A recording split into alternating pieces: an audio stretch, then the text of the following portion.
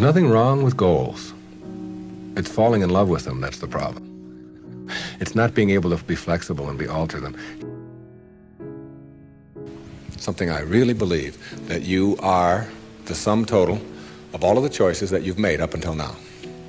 And anything about yourself or your life that you don't like or isn't working or isn't mobilizing you is to be looked at in terms of, can I grow? Rather than, why did I do it, or isn't this wrong? See, the two ways to motivate yourself are deficiency motivation, which says, where I am I don't like. I don't like what I've done. I don't like the fact that I can't do this well or I can't do that well. So I will list these things in my own repertoire, and then I will be constantly trying to repair those deficiencies, always assuming that I'm deficient, that there's something wrong with me, and I'm trying to fix it. And when you do that, you spend your whole life doing that. And you never arrive, because your life becomes a series of trying to get someplace else. And it is, if you follow that, if you live that, if you behave that, then what happens to you is you become a person who will always suffer from this disease called more. You always have to have more. Because whenever you are getting where you want to go, let's say you want $100,000 in the bank, and you work, and you struggle, and you deny yourself, and you do all of those things, and you finally you get there, and here you are, you got $100,000 in the bank. All of this stuff over here is, of course, your life, and that is all you know. That's what you know how to, that's how you are. That is your being, that is your way of being. So that when you do get here, what you will do is say, this is not enough. You must, a no-limit person is never operating from deficiency or from lack in their life. They're never saying, I don't have enough.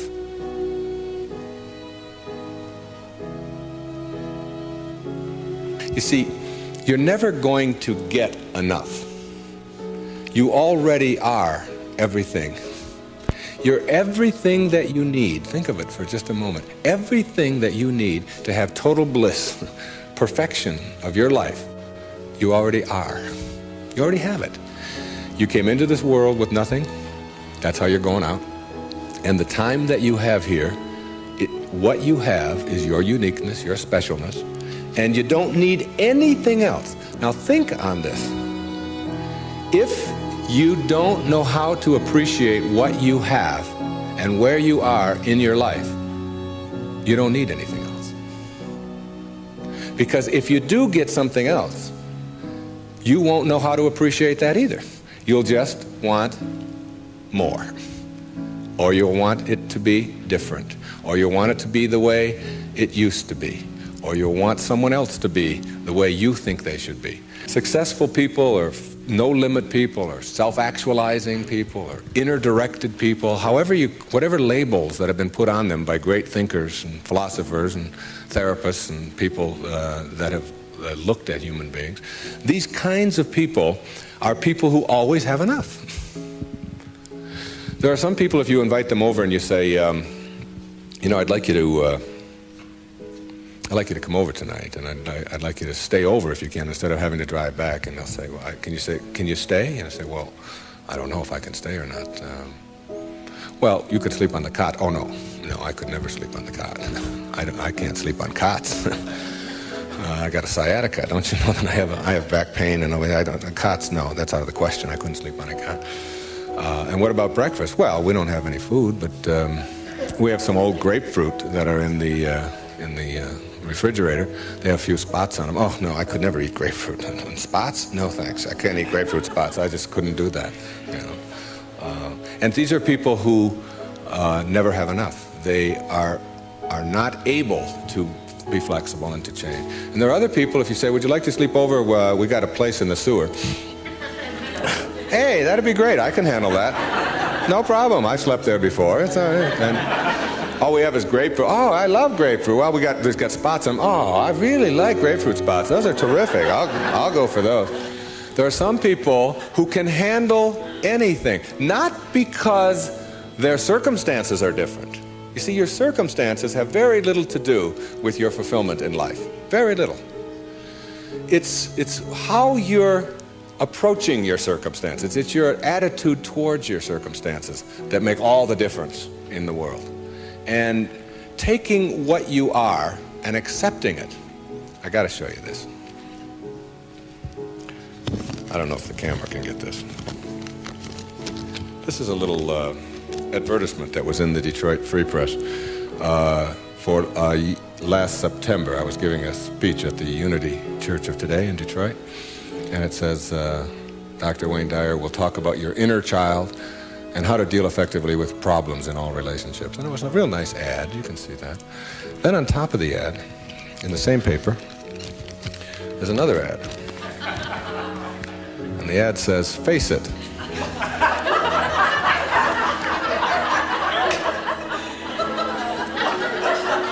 Right on top of my ad, there's no hiding from hair loss. And they got a picture of a guy with a box over his head. And they have a before and after guy there. And the after guy looks like he's just found fulfillment. And it says, you can't run and you can't hide. Hair loss is a problem, and unless you take action, it will continue. Now, we've got to look at this in terms of what I can do with this and how I can handle this. See, my daughter helped me with being bald a long time ago. She said, Dad, you're not really bald. Don't think of yourself that way. She said, you're just about this much taller than your hair. That's all. Just sort of a nice way to look at it, too. I just sort of outgrew my hair. I sort of transcended my hair, if you will. All right? No limit people are human beings who take what they are and accept it, and don't tell themselves that somehow they're deficient because of anything about themselves.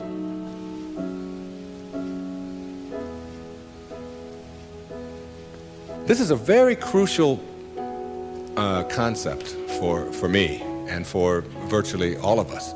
It's this idea of taking your life in your own hands and being the kind of person that you choose to be, and understanding that everything that comes your way is an opportunity, is a blessing.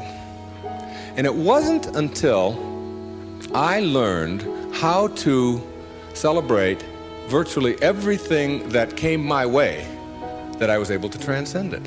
You see, everything that was given to us by God, whatever that is perfect.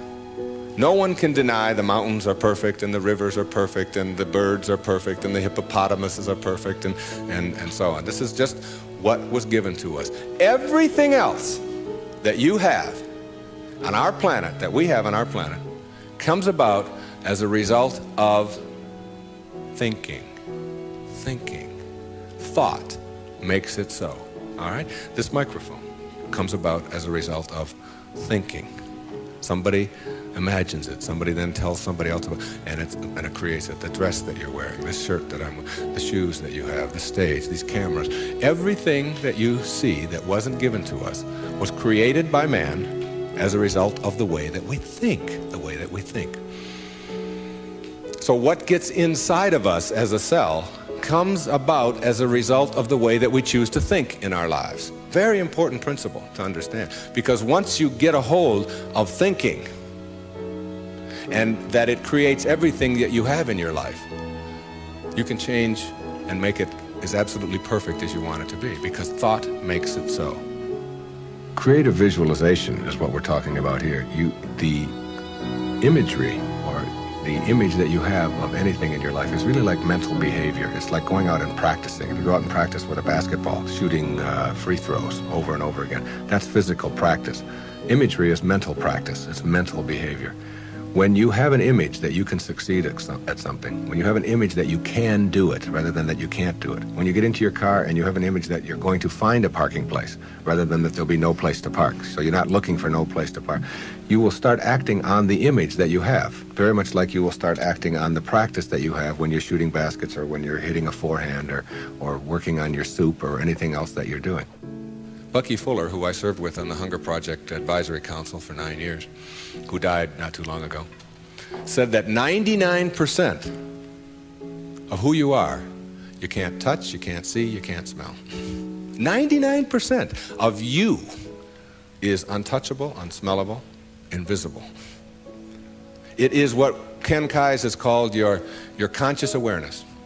It's what looks out behind those eyeballs. What is that? It isn't cells. It's some kind of conscious awareness that you are. And make no mistake about it, you've occupied a whole lot of bodies already. Now, this is not reincarnation talk. Although, I don't know about this reincarnation. People ask me if I believe in it. I said, well, I taught in a junior high school in the inner city of Detroit for 4 years. And I saw those dead bodies come to life every day at 3 o'clock. So I believe in reincarnation, all right?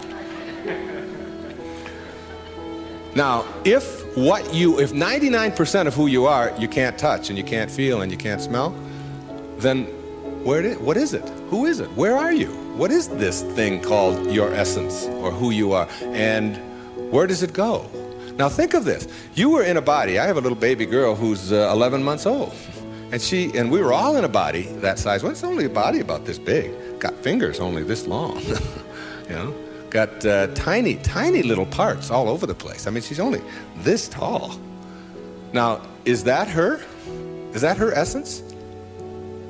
Because I have other children who are much older, and I am much older than that, and I can remember being 3 and being in a different body. Still me, still my essence there, different body, totally different, doesn't even look anything like when I was 11 months old. And then I was 13 and had a funny body at 13. But still my essence was there in a whole new body. Hairs growing all over the place that I didn't understand, all kinds of things happening to it, you know. Then hairs falling out of it later on, you know. Looking at those hairs that fall out and say, what held it in yesterday? You know, I don't know. I don't even understand that, okay? And so it's like who I am has been in many, many bodies already, all right? And that essence, you see, everything on our planet that is alive can never die. It can never die. Life doesn't die. It just transforms. It just moves on to new places and new ways of being, new ways of being. And the way of being that is the most transcendent of all is this way that comes from seeing yourself as love and only having that to give away. Only having that to give away. Let's say I were to stand up here in front of you and just visualize for a moment that I have an orange. And I take this orange and I squeeze it as hard as I can squeeze it, okay? What's going to come out? Juice. What kind of juice? Orange juice. Apple juice, any chance? Once in a while? Come on, now and then. A little mango juice come out of an orange once in a while? No mistakes, right? Never, no matter what. Next question. Everybody passes. These are easy, okay? Why, when you squeeze an orange, as hard as you can squeeze it, does orange juice come out? Because that's, not because it's an orange, because that's what's inside, isn't it? On our planet, when you squeeze something, what comes out of it is what's inside. Not too difficult, all right? Does it matter if your mother squeezes the orange? Does it matter what instrument she uses? Does it matter if you just had your period and then you squeeze an orange? Does it matter if your boss squeezes it? How about if your kids do it? Your kids squeeze an orange. Does it matter? Does it matter what time of day? Suppose they do it at noon, all right? How about at 4 in the morning? Does that matter? Whenever you squeeze an orange, the only thing you get out is what's inside, right? No arguments. Same thing works for you. Same principle works for you. It's a principle of the universe, all right? Someone squeezes you. That is, someone puts pressure on you. Someone says things about you that you don't like. Someone puts tension on you, whatever. Your boss says something to you that you don't like. And out of you comes anger. And out of you comes hatred. And out of you comes fear. Or out of you comes stress. Or out of you comes tension. Why? Is it because of your boss and the way they squeeze you? Never. Is it because of your mother? I mean, she really can be a pain sometimes, right? Is it because of your children? No. What comes out of you always when someone squeezes you is what's inside. This is the vital principle of being a no-limit person. It's so crucial to get this and understand that if you have any hatred in your heart for anyone in this world, or any anger or any fear or any of those things, it has nothing to do with the rest of the world. It only has to do with what you put inside. Now, how does what gets inside of you get there? That's the key. How does it get there? As you think. Only as you think. You see, there's no anger in the world. There's no stress in the world. There's no tension. It's perfect. We've already established. It's a perfect place. It works just fine. It's all flowing the way it's supposed to flow. The evidence for it is. That's all the evidence you need. Just look around you. Everything out there is a miracle. Everything, including you. There are no mistakes. It's all perfect.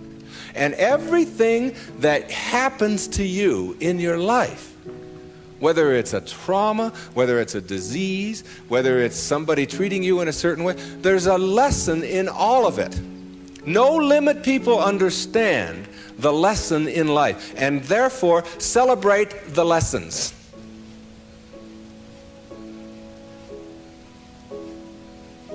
It's true. And when you get to that point in your life where you're not cursing the things that come your way and blaming the things that come your way, and particularly blaming it on somebody else, and you hear it all the time. She hurt my feelings. How's that possible? How can anybody hurt your feelings? Your feelings come from your thoughts. No one can hurt your feelings without your consent. No one can make a fool of you without your consent. No one can embarrass you without your consent. These are choices that you have that come from the way that you think. Someone calls you a name. Hey, stupid. And you turn around. I didn't even tell anybody I was coming. How did they know that, all right? And then you blame the person who called you a name. Instead of saying, that's just their opinion. That's just where they are. That's where they are on the path. And it's okay. All of you are in relationships, right? Everybody has a relationship of some kind or another. In your relationship, you have any problems? Any of you have a relationship and you don't have any problems? I'd like you to take this microphone. I want to sit down and listen to you. Everybody in a relationship has problems, don't they? Right? Now, when you say, I'm in a relationship, I got problems. Therefore, there's something wrong. Something's really wrong, right? Now, if you're in a relationship and you have problems and something is wrong, you got to call in a consultant, right? You got to call in somebody to help you with the problems. You don't want the problems to go on. Who are you going to call in? You only got yourself. That's all you got.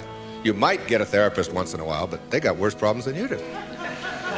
The only consultant who can help you with your problems is you. And who is that consultant that you're calling in? We've already established that there's something wrong with that person, right? Something wrong. So now you're going to call in a disabled person to deal with your problems in your relationship, right? Now, this is a really sick approach to curing your problems. You got somebody who says, we got a problem. You don't talk to me, and I didn't talk to you, and you came home late last week, and this week I called you, and you didn't call, and I was supposed to call you, and then you didn't do it, and how can you do that? Now, this is the consultant you're calling. Excuse me, would you come in and help us? I don't know if I can help you or not. I didn't come home. That's the person you got to deal with your problems. All right? Now, what you can do is you can change all of that around. You can say, I'm in a relationship. We got problems. There's nothing wrong with that. That's the way things are, you know. My problem is that you are different than I am. And you think differently than I do. And you behave differently than I do. And you smell different than I do. And you have all of these attitudes over here that I don't have. Nothing wrong with that. That's the way it is. When two people get together in a relationship, you don't have two people becoming one. If you do that, then what you end up with are two half persons Who wants a half a person in a relationship? You always are single. Even if you're married and and involved in a relationship forever, you're still always single. You're still always you, your unique, special, perfect self that is not trying to love, but who is love, who lives love, who is being love. The same as if you pray to God and say, God, will you please help me with my problems, and want God to do it for you. Never have.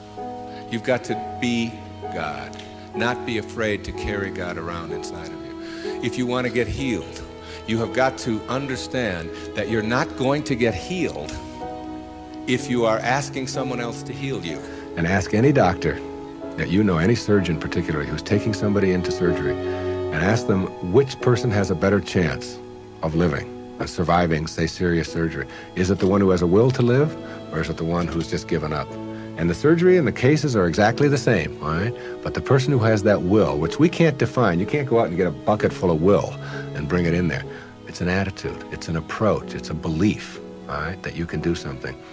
And when you have that belief about yourself, then you've got so much better opportunity to be well in your life. And a belief is everything. I don't know if you've ever thought of that. I watched a little girl, 5 years old, learning how to swim.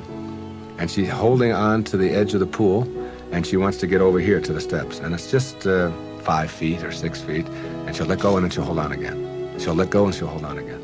And finally there comes a time when she lets go and goes for it. Okay, you've seen this with your children, and what you ask yourself is, in the moment before that when she was holding on, and then look at the moment afterwards, does she have any different skills? What's changed? Yeah, the skills she doesn't have any new skills. She didn't learn any skills in that second. What she has is a belief that she can do it. And when you believe it, when you really just believe that you can do it, that's what allows you to swim. And when you think about it now, do you know how to swim? Yeah, so when you dive into the water, you don't think about that. You just know when you dive into the water, you can swim. You don't have any necessary swimming skills or anything like that. Or when you get on a bicycle, you get on, you know that you're going to, unless you believe you can't, because you've never gone out there and tried it and worked on it and done it. You told a story of a patient of yours who had that very problem, who said she didn't know how to ride a bicycle. Yeah, Gail, who came to me many years ago. And you know why she said she couldn't ride a bicycle? Because her mother wouldn't let her get on one. Cop out. Yeah, absolutely. And she had these beautiful big white teeth, and her mother had always told her you could fall and break your teeth, and I wouldn't want that to happen to you. So here she was now in her 30s, and telling me that she couldn't ride a bike, and she was in therapy. And I said to her, okay, let's go. She said, go? Where are we going? I said, well, I've got a bicycle downstairs, and I'm going to show you how to ride a bike. I'm going to have you teach yourself how to do this. And she said, look, I didn't come here to pay you the kind of money that I'm paying you to have you teach me how to ride a bicycle. I came here to find out why I can't. I said, oh, well, you're going to need another 30 seconds of therapy, easy, okay? The reason you can't is because you never got yourself on a bicycle. And until you do, you never will know how, and you just believe that you can't. Oh, that's the end of that. There's no more to talk about that. Now, what we have to do is get you to get out there, and we went downstairs, and it was a woman's bike, and I've helped a lot of people to teach themselves how to ride a bike.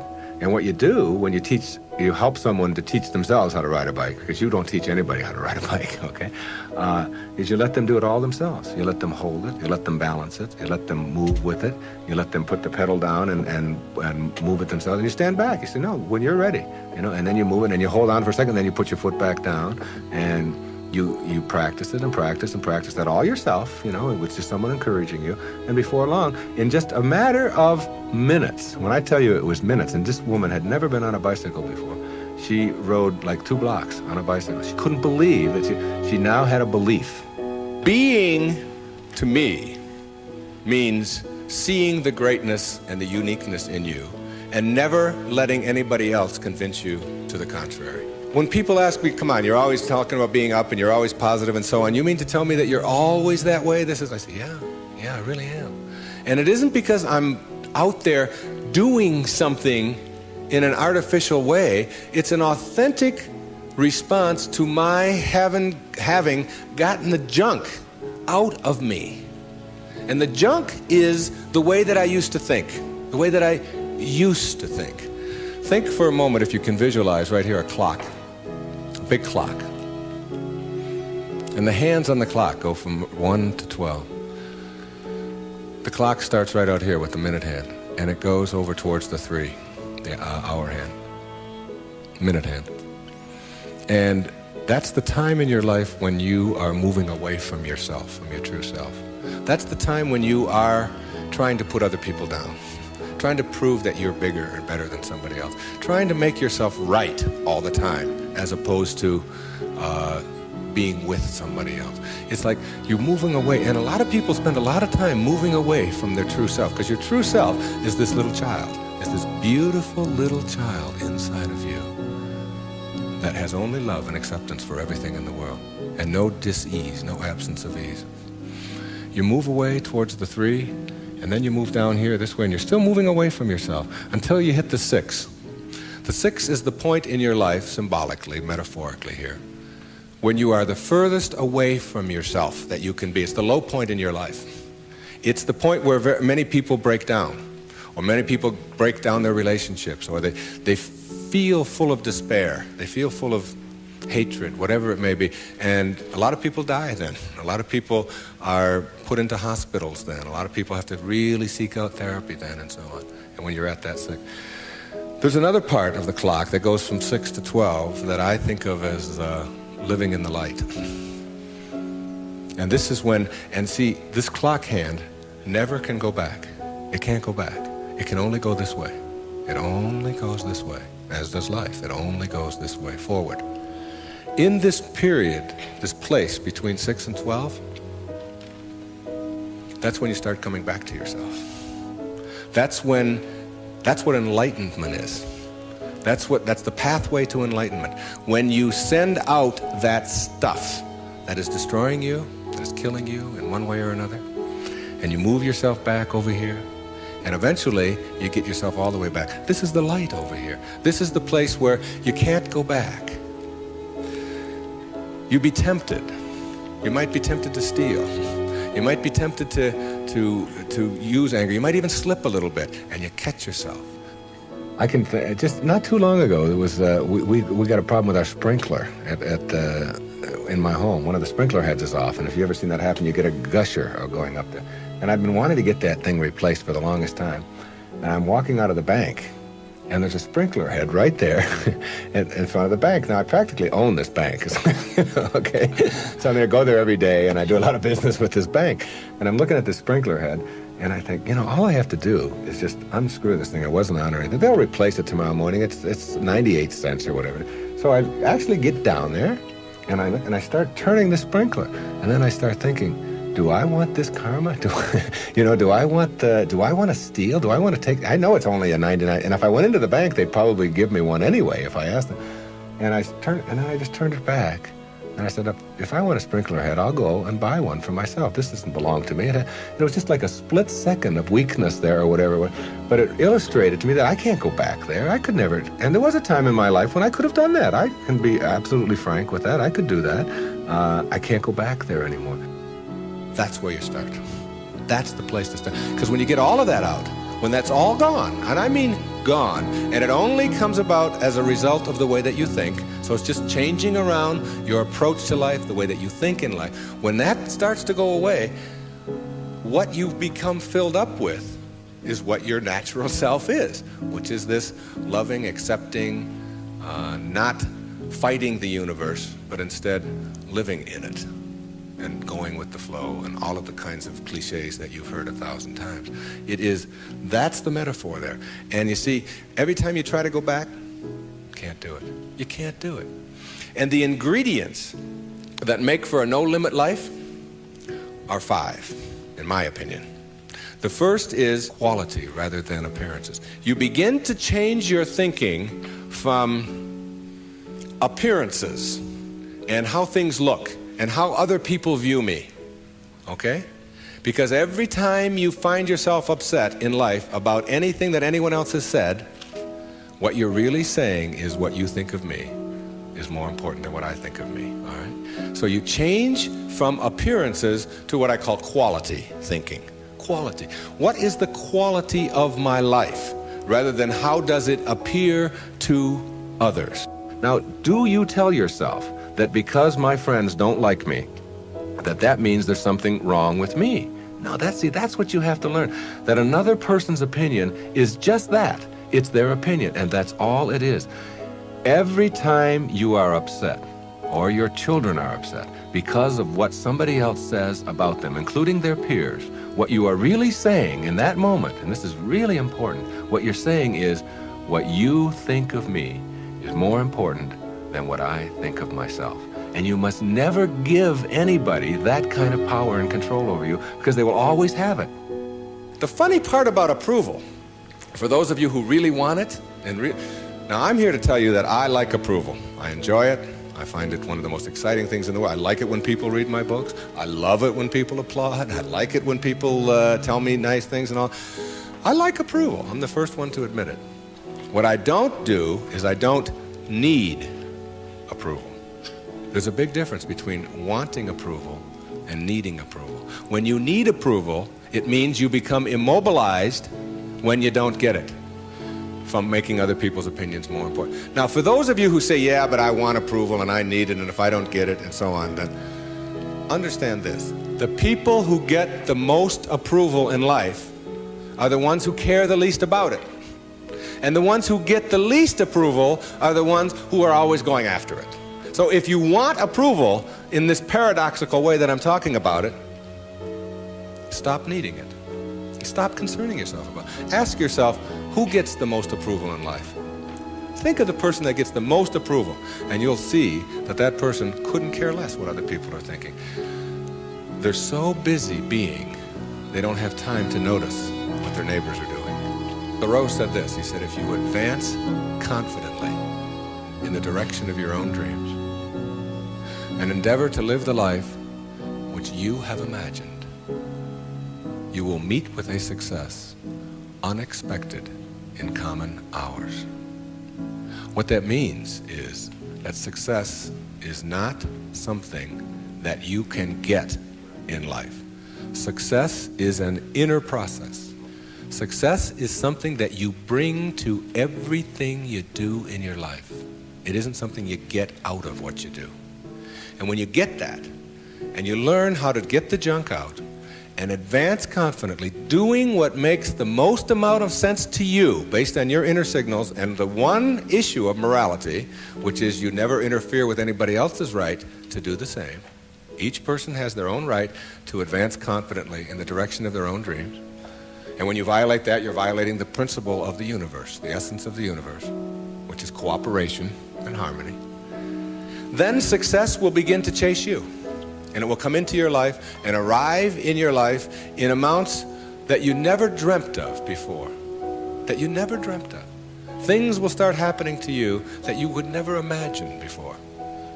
I'm working on a book right now that's going to be called You'll See It When You Believe It. And when you start believing in some of these principles, you'll start seeing things that you were blind to for so long. When you were back here in the 2 and the 3 and the 4 and the 5, when you were moving away from yourself, as long as you're moving back towards your universal essence, your harmony with yourself, your cooperation with the rest, things will start happening in ways that you never dreamt of. Jung called it synchronicity. And it's a term that we use to explain how unexplainable coincidences sort of happen in our life. And how come these things happen? I'm going to share a couple of those with you before we leave.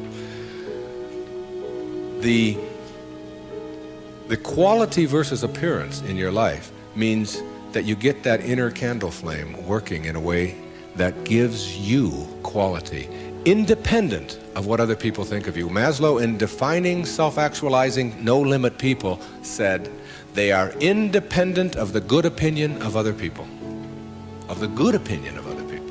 Independent of it. They're so busy advancing confidently, doing the things that make sense, and bringing success to changing their baby's diaper, and bringing success to weeding their garden, and bringing it to the job. They bring it on the airplane so that when they run into somebody who is rude to them, a stewardess that is rude, they don't see it as an attack on them. It's just where they are, and they send them love. Help them a little bit, you know. They're kind. When somebody wants to get in on the freeway, and they're one old temptation when they were on the 1 to the 6 side was to say, oh yeah, nobody's getting in front of me, I'm getting there first. It's like, they slow down a little bit. They don't have all that type A stuff of having to beat somebody else and having to defeat somebody. It's a new way of being. It's a way of quality, where your harmony allows you to cooperate, and you are a part of what this whole thing is about. New way of being, quality rather than appearances. Another new way of being, very important. Living your life on ethics rather than rules. Ethics rather than rules. All these rules, all these ways of having to do things, somebody else dictates to them. Do you know that some of the most immoral acts in the world have been perpetrated in the name of the rules? These are the laws. What do you think Nazi Germany was all about? Everybody doing all these horrible things to other people. I'm only doing my job, was the defense we all heard at Nuremberg. I was just doing my job. If it's an immoral rule, it's immoral to obey it. And self-actualizing people, as Maslow tells us, have rules inside of them that they could never obey, never disobey, ever. And they have to do with ethics, how you treat people. How do you think we get to where we are now? You know who Rosa Parks was? The woman in the South, the black woman in the South who said, not today, I'm not going to the back today, no way. I know what the rules are. The rules were all over the place. If you needed a reminder, there were signs every place, colored in the back, white in the front. And she said, no, I'm sitting here. And that made all the difference. Ethics, not rules. When your children start disobeying rules that need to be disobeyed, don't be surprised. When I was in the service, they had a policy on Guam, where I was stationed, which would not allow the Guamanian civilians to shop in the PXs and the Navy exchanges. But they did allow all other civilians to shop in the Navy exchanges and PXs. But if you were Guamanian, that is, if your skin was dark and your eyes were shaped a little different, then you couldn't. A clear, outright violation. I was a serviceman. I was in the Navy. I was a communications cryptographer. They had a newspaper in the Guam Daily News, and it said, an invitation to speak your mind. There was a letter writing contest. And they offered $75 to the first prize winner. $75? This was 1961. That was a fortune to me. That was a month's pay in the Navy at that time, almost. So I entered the contest, and I knew I would win it. I had already written a novel at that time. A whole novel I'd written while I was on Guam. I knew it wasn't going to be a contest. I felt sorry for the other people entering it. I knew I was going to win this. Unfortunately, I didn't realize that when you're in the service and you have an opinion and you don't submit it to the chain of command, that you can be court-martialed for that. So the headlines on next week's Guam Daily News were, U.S. sailor assails policy of discrimination. Big, hot stuff, all right? And I was called before a vice admiral, Commander Naval Forces Marianas Islands, and threatened with a court-martial because I had disobeyed the rules, even though the rule was immoral. There are lots of them like that. And when I went in and they threatened me with a court-martial, I told them this was my battle plan. They didn't have Xerox machines in those days, so I had to get a lot of carbon paper.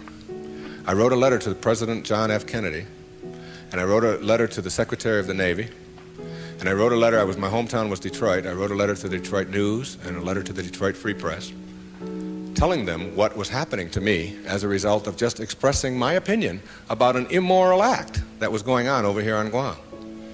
And I showed the naval vice admiral my letters right there. I said, I've only sent the one to the president and the Secretary of the Navy. These letters go to the newspapers across the country. There was one there to the New York Times as well, and the Los Angeles Times. It was, and I just spread them out before him. I said, if you court-martial me or punish me in any way for this, then what's going to happen is the world is going to find out about this policy. And I'm prepared. I'm ready. I can handle it. And I was 20 years old at the time, or 21. Not only did I get a blessing from that, because all things come in blessings for you, I got out 90 days early. And they stamped on my record, PI, because the president took it up and sent it to the secretary. Must have. And I never heard from him, but the PI on your record means political influence. And they don't like anybody with political influence in the military. And as soon as they saw that, they said, this is somebody we probably will be giving a discharge real soon. There was no court-martial, and in September of 1962, a brand new policy was initiated on Guam, which allowed any civilian to shop in the Navy exchanges. And it came about as a result of someone saying, these rules are immoral, and therefore it's immoral to obey them. New ways of being, ethics rather than rules. And when your kids want to know why, how come these rules are so stupid? How come we have to do this? Encourage them to change them. My mother always did that. She would have to help me get out of the messes that I got myself into, because I did it in my impetuous youth. I would just, when they would say to me, what's more important, your job or school? I was just honest. I said, my job, of course. That's how I felt in those days. But what you do put out in the world is exactly what's coming back to you. And if you find things coming back to you that you don't like and don't understand, don't ask yourself why these things are coming to you. Ask yourself what you're doing to make them come back to you. And when you start putting the responsibility on yourself, you'll start seeing dramatic changes. Dramatic changes. A new way of being. Instead of ethics, instead of rules, ethics. Another new way of being. Instead of looking all your life for achievements and externals, try living your life on knowledge for the sake of knowledge. Knowledge instead of achievement. For the sake of knowledge. Being in a context in which you don't have to collect a lot of merit badges. You don't have to collect a lot of awards and other people's value judgments.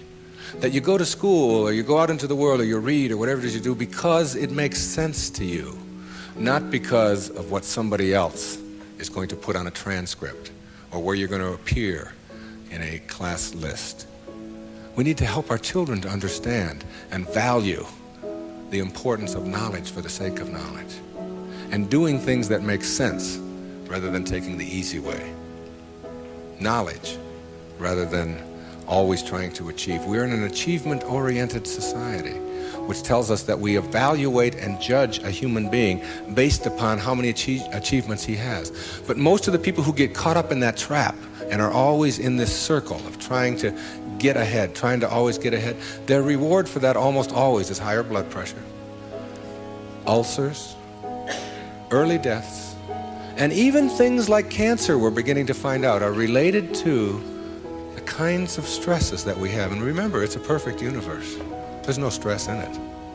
There's only people thinking stressful thoughts. And when you put that pressure on yourself to always achieve and get ahead of the other guy, you miss what it's really all about. Another new way of being for me is to think of yourself in terms of personal authority rather than being an authoritarian. Personal authority.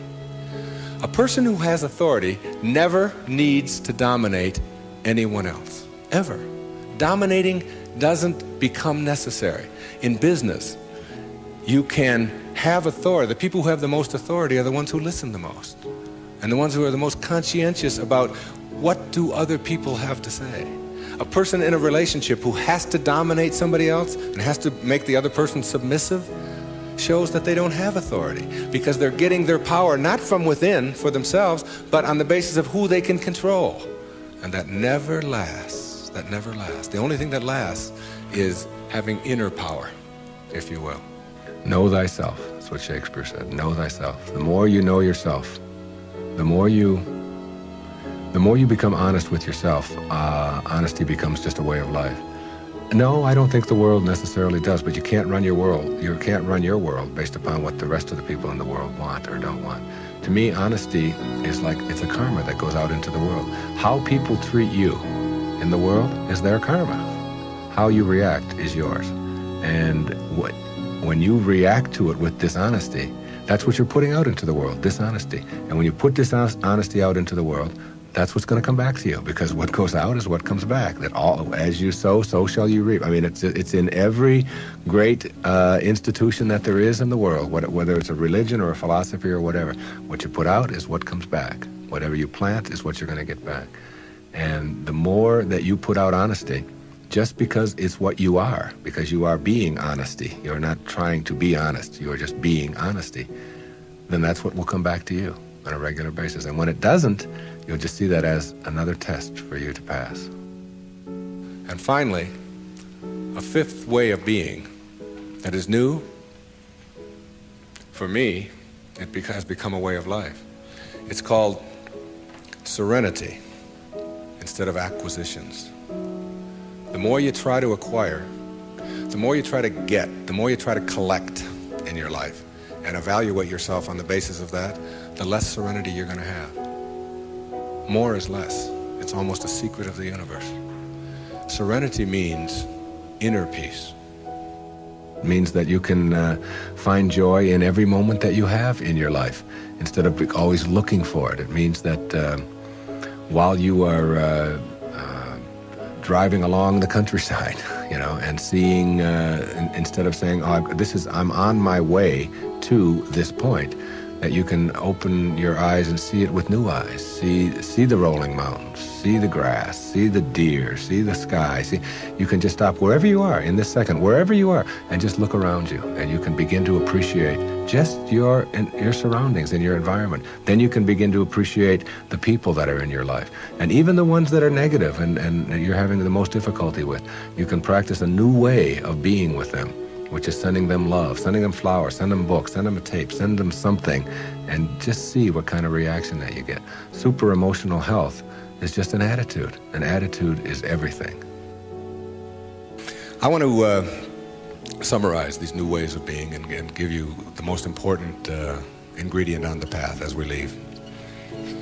I said that it's quality in your life to be focusing on rather than appearances, and it's ethics rather than rules, and it's knowledge rather than achievement all the time, and it's being personally an authority on yourself rather than authoritarian and trying to be dominating someone else or to be dominated, and serenity, which is the name of my little girl, my youngest daughter, Serena, rather than acquisitions and accumulations and trying to prove yourself that way. And when you get that serenity, which comes from the way that you think always, then you will replace all of the other junk that keeps you back here between 6 and 1 on that clock. And once you pass it, once you get past it, you'll never, ever be able to go back. Because the light, living in the light, is a way of being that if you're not there, you don't get it yet. But once you see it, and once it begins to take over your life, you can never go back. That is your purpose. Your purpose isn't to try to be loving. Your purpose is to be love, and only have that to give away. Well, but there's one other ingredient, and it's really crucial. Forgiveness is the vital ingredient on the path of enlightenment. And if you don't know how to do it, then practice sending out love. Take the person or the people that you're having conflict with, any place in your life, send them something. You don't have to even do it physically. Just send them something that comes from inside. And what's inside is how you choose to think. And if you can make that love and do that, and that is to me the test. Not whether you can love someone when they smell good, when they do everything that you're supposed to, but whether you can love someone who has sent you hate or anguish in your life and send it back. You don't have to forget. You don't have to go back. But you got to get it out of you, because it is blocking you and holding you back. And when I said you'll see it when you believe it, all my life I had wanted to write fiction, a parable. 3-4 years ago, I decided to go off to Hawaii, to Maui, to Kaanapali Beach, and to write. Now, the books that had made the most difference in my life were The Little Prince, Candide, Siddhartha, Jonathan Livingston Seagull, Illusions, Alice Through the Looking Glass, Gulliver's Travels, parables, teaching parables, stories that can tell a message. I went over to Maui, and I sat down on the beach, and I'd been talking about writing this, I'd been talking about doing this, and it was something that... And I have a little girl, and her name is Skye. S-K-Y-E. I decided to reverse the letters in her name. E-Y-K-S. And put an I in there, which symbolizes the self. Icus. And I just created this parable of a woman whose name is Icus, who lives on another planet. The planet is Uranus. And it's a duplicate mirror image of Earth, only Icus can only see things as they are, not as we would like them to be. And therefore people are neurotic on Uranus because they have to be. She gives the anxiety attack report, if you will, because anxiety really does attack over there, and tells about anxiety coming in on the weekends and so on. Well, my visitor in my parable goes to Uranus, meets Icus. She cannot understand, as he describes Earth, why people would be neurotic by choice on Earth. Why would anybody be unhappy or depressed or miserable when when anxiety doesn't attack, and when elevators really don't scare you, and when if you want a complex on Uranus, if you want to give a complex to your wife, you go to the store and buy one. And she says, what happened? Well, my husband gave me a complex, and it's true. Whereas on Earth, if you have a complex, it's because you've chosen to have one. She can't figure it out, okay? So she comes here, observes our people, and begins to see the secrets of the universe, and gives us these secrets, talks to the top leaders in our field. And that was my parable, and I wrote it. She gives all of these wonderful secrets, some of which I've been talking about here today. But what I want to tell you is that my wife gave me a license plate, and the license plate says Icus. Okay, it's a vanity plate. And I was pumping gas on Federal Highway in Fort Lauderdale, Florida. And a little man from Greece came up to me, and he said, what means this Ephies, which is how you say that in Greek? And I said, well, that's just a word. It's my daughter's name spelled backwards. It's a parable that I wrote. He said, no. He said, in Greek, that's a word. I said, what could that word be? He said, it means best wishes for all. You'll see it when you believe it. The great, big erroneous zone, the cosmic erroneous zone. If you get this one, you'll have it and understand it all. There is no way to happiness. Happiness is the way.